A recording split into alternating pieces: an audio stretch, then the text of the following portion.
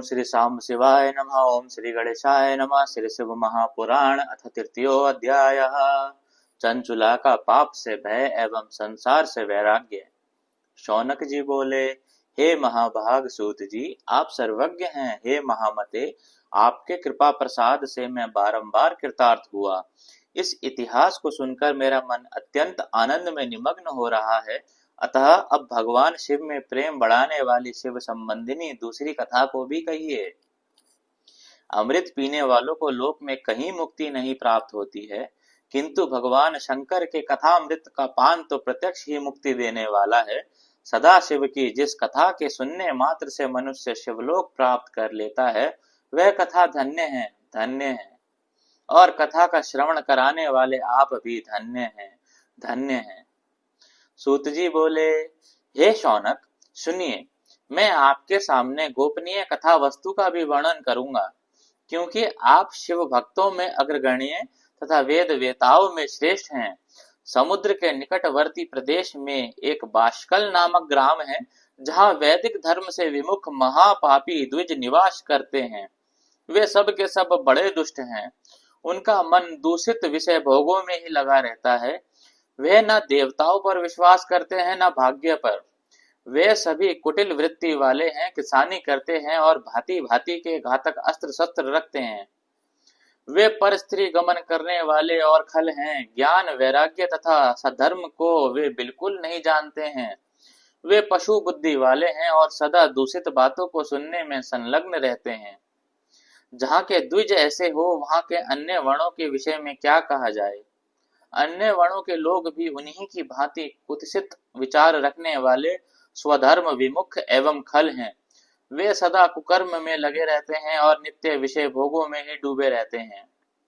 वहां की सभी स्त्रियां भी कुटिल स्वभाव की, स्वेच्छाचारिणी, पापासक्त, कुटिष्ट विचार वाली और व्यभिचारिणी हैं। वे सद्व्यवहार तथा सदाचार से सर्वथा शून्य हैं। कुजनों के निवास स्थान उस बाष्कल नामक ग्राम में किसी समय एक बिंदुक नामधारी ब्राह्मण रहता था। वह बड़ा अधम था। वह दुरात्मा और महापापी था। यद्यपि उसकी स्त्री बड़ी सुंदरी थी, तो भी वह कुमार्ग पर ही चलता था। काम वासना से कलुषित चित्त वह वैश्यगामी था। उसकी पत्नी का नाम चंचुला था। वह सदा उत्तम धर्म के पालन में लगी रहती थी, तो भी उसे छोड़कर वह दुष्ट ब्राह्मण कामासक्त होकर वैश्यगामी हो गया था। इस तरह कुकर्म में लगे हुए उस बिंदुक के बहुत वर्ष व्यतीत हो गए।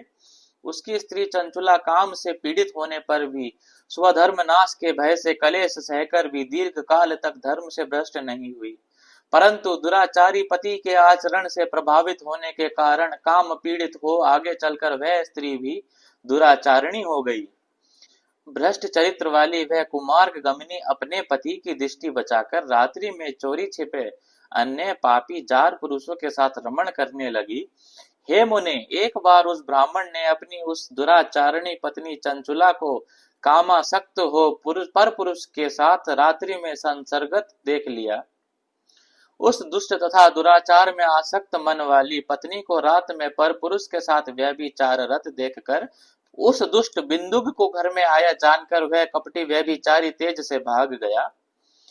तब वह दुष्ट आत्मा बिंदुक अपनी पत्नी को पकड़कर उसे डांटता हुआ मुक्कों से बारंबार पीटने लगा। वह व्यभिचारिणी दुष्टा नारी चंचुला पीटी जाने पर कुपित होकर निर्भयता पूर्वक अपने दुष्ट पति बिंदुक से कहने लगी।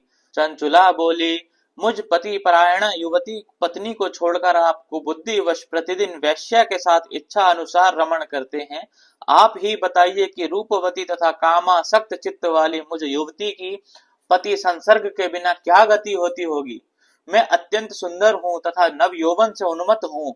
आपके संसर्ग के बिना व्यथी चित्त वाली मैं कामजन्य दुख को कैसे सह सकती हूँ। सूत जी बोले, उस स्त्री के इस प्रकार कहने पर वह मूढ़ बुद्धि मूर्ख ब्राह्मण धम स्वधर्म विमुख दुष्ट पापी बिंदुक कहने लगा। बिंदुक बोला, काम से व्याकुल चित्त होकर तुमने यह सत्य ही कहा है। हे प्रिय, तुम भय त्याग दो और मैं जो तुमसे हित की बात कहता हूँ उसे सुनो। तुम निर्भय होकर नित्य पर पुरुषों के साथ संसर्ग करो, उन्हें संतुष्ट करके उनसे धन खींचो। वह सारा धन वैश्या के प्रति आसक्त मन वाले मुझको दे दिया करो, इससे तुम्हारा और मेरा दोनों का ही स्वार्थ सिद्ध हो जाएगा। सूत जी बोले, पति का यह वचन सुनकर उसकी पत्नी चंचुला ने प्रसन्न होकर उसकी कही बात मान ली। उन दोनों दुराचारी पति पत्नी ने इस प्रकार समझौता कर लिया तथा वे दोनों निर्भय चित्त से कुकर्म में लीन हो गए। इस तरह दुराचार में डूबे हुए उन मूढ़ चित्त वाले पति पत्नी का बहुत सा समय व्यर्थ बीत गया। तदंतर शूद्र जातीय वैश्य का पति बना हुआ वह दुष्ट बुद्धि वाला दुष्ट ब्राह्मण बिंदुक समय अनुसार मृत्यु को प्राप्त हो नरक में जा पड़ा। बहुत दिनों तक नरक के दुख भोग कर वह मूढ़ बुद्धि पापी विंध्य पर्वत पर भयंकर पिशाच हुआ। इधर उस दुराचारी पति बिंदुक के मर जाने पर वह मूढ़ हृदय चंचुला बहुत समय तक पुत्रों के साथ अपने घर में ही रही। इस प्रकार प्रेम पूर्वक कामासक्त होकर जारों के साथ विहार करती हुई उस चंचुला नामक स्त्री का कुछ कुछ यौवन समय के साथ ढलने लगा। एक दिन देवयोग से किसी पुण्य पर्व के आने पर वह स्त्री भाई बंधुओं के साथ गोकर्ण क्षेत्र में गई। तीर्थ यात्रियों के संग से उसने भी उस समय जाकर किसी तीर्थ के जल में स्नान किया। फिर वह साधारणतया मेला देखने की दृष्टि से बंधुजन के साथ यत्र तत्र घूमने लगी। घूमती घामती किसी देव मंदिर में उसने एक देवज्ञ ब्राह्मण के मुख से भगवान शिव की परम पवित्र एवं मंगलकारिणी उत्तम पौराणिक कथा सुनी। कथावाचक ब्राह्मण कह रहे थे कि जो स्त्रियां पर पुरुषों के साथ व्यभिचार करती हैं वे मरने के बाद जब यमलोक में जाती है तब यमराज के दूत उनकी योनि में तपे हुए लोहे का परिग डालते हैं। पौराणिक ब्राह्मण के मुख से यह वैराग्य बढ़ाने वाली कथा सुनकर चंचुला भय से व्याकुल हो वहां कांपने लगी। जब कथा समाप्त हुई और लोग वहां से बाहर चले गए तब वह भयभीत नारी एकांत में शिव पुराण की कथा बांचने वाले उन ब्राह्मण से कहने लगी। चंचुला ने कहा, ब्राह्मण, मैं अपने धर्म को नहीं जानती थी, इसलिए मेरे द्वारा बड़ा दुराचार हुआ है। स्वामिन, इसे सुनकर मेरे ऊपर अनुपम कृपा करके आप मेरा उद्धार कीजिए। हे प्रभु, मैंने मूढ़ बुद्धि के कारण घोर पाप किया है। मैंने कामांध होकर अपनी संपूर्ण युवा अवस्था व्यभिचार में बिताई है। आज वैराग्य रस से ओतप्रोत आपके इस प्रवचन को सुनकर मुझे बड़ा भय लग रहा है। मैं कांप उठी हूँ और मुझे इस संसार से वैराग्य हो गया है। मुझ मूढ़ चित्त वाली पापनी को धिक्कार है। मैं सर्वथा निंदा के योग्य हूँ। मैं कुटिष्ठ विषयों में फंसी हुई हूँ और अपने धर्म से विमुख हो गई हूँ। थोड़े से सुख के लिए अपने हित का नाश करने वाले तथा भयंकर कष्ट देने वाले घोर पाप मैंने अनजाने में ही कर डाले। हाय, न जाने किस किस घोर कष्टदायक दुर्गति में मुझे पड़ना पड़ेगा और वहां कौन बुद्धिमान पुरुष कुमार्ग में मन लगाने वाली मुझ पापिनी का साथ देगा। मृत्यु काल में उन भयंकर यमदूतों को मैं कैसे देखूंगी जब वे बलपूर्वक मेरे गले में फंदा डालकर मुझे बांधेंगे, तब मैं कैसे धीरण धारण कर सकूंगी। नरक में जब मेरे शरीर के टुकड़े टुकड़े किए जाएंगे उस समय विशेष दुख देने वाली उस महायातना को मैं वहां कैसे सहूंगी।